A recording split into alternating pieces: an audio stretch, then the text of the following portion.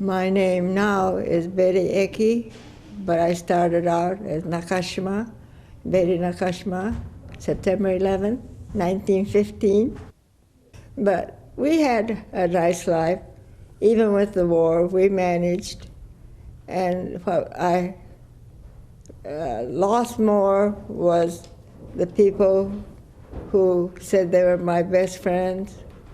They quit talking to me, not because they disliked me, but if they were friendly with the Japanese, any Japanese, why, they would be in trouble. You know what I mean is their friends would say Jap lovers and things like that.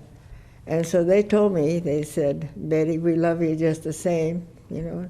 And that brings tears to my eyes that so many still favored us, even if there was a war between our countries.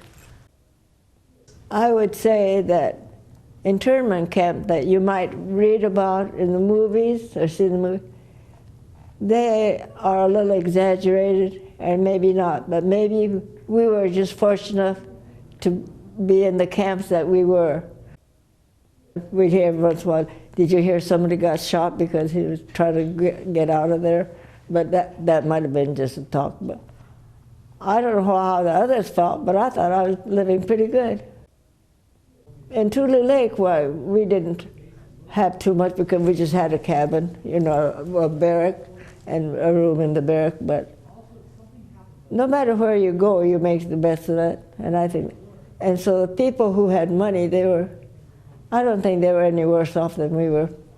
You know, we were any better off than they were either. I didn't know the rich people, but yeah. Life is what you make it, no matter where you go. We were poor to begin with, so it might have even been better. We had hot water where we wanted it.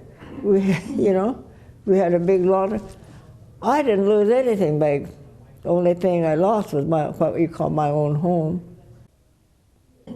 But being there made us realize that we have to give the kids a better education, and to do that you have to work, and so the kids won't have to go through what we had to get food on the table, although we were getting fed real good. You know. And they had their time that they can go have a party and this and that. You know. You wouldn't even know. It was just, to me, it sounded like just a big gathering, because we were fed 3 times a day. If you didn't like the food, that was your hard luck. And then they had clubs for the young people, and they had dances, and they had parties too. It wasn't all the switch hitting every time you turned around a different way. It wasn't that kind.